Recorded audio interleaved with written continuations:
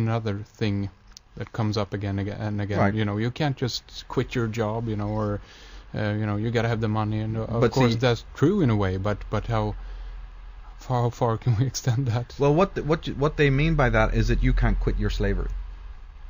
You know, I don't get into too much of the the individual details of it. The way I look at it is that, look, all of these things are based on a form of mind control, in which that if you leave the state, if you leave the village, right? Yeah.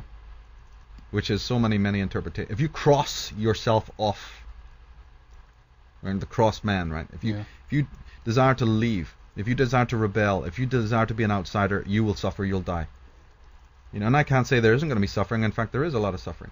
But there's two kinds of suffering. It's like we talked before in that show on the outsider. Yes, there's suffering on both roads. There's suffering to be in the system as a conformist, regimented orc. Lost, your soul is now being repressed. You know, you suffer because your soul isn't with you, and your inner voice is stifled. Sure. But you also suffer on the road of the outsider as well, from alienation, of bleeding for others. The very title of our previous show was The Man Who Bleeds. So you're suffering intensely. So there's suffering on both sides. But the difference with the suffering of the outsider is at least he's himself. He owns his suffering. He owns his own emotions. Now, of course, once you have now bought into the system of slavery, there are many threads in the net.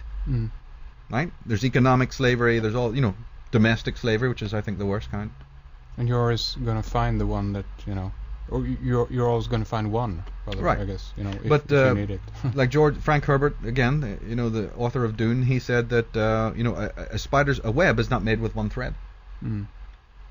A puppet isn't moved with one string.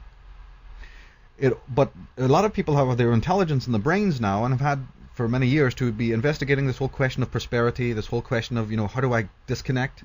Or maybe even if I don't disconnect from the system, because again, I don't believe there's anything wrong with the world that we're living in. That world could be a beautiful world if we just made some corrections. We don't have to get off the grid necessarily and run to Timbuktu and reinvent the wheel. Yeah. We've already invented it.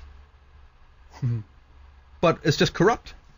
Because there's no shamanic filter to get rid of the toxic people who are now in But don't get me wrong. The people who are at the helm of the world organization, structure, governmental, societal ship are not the creators of that ship. The creators of society's great things are geniuses, right? These are the fine, the brains, the scientific and artistic and musical geniuses are the ones who create it. Then we use it. Sure. In the very the way that Nietzsche exposed. Then it's taken over by, the middleman sort of thing. So you don't look at the genius of, making the big ships that go on the high seas, or the planes that fly in the air. There's nothing wrong with any of that. No. It's just that, man has become, he's lost the direction. He's become very apathetic.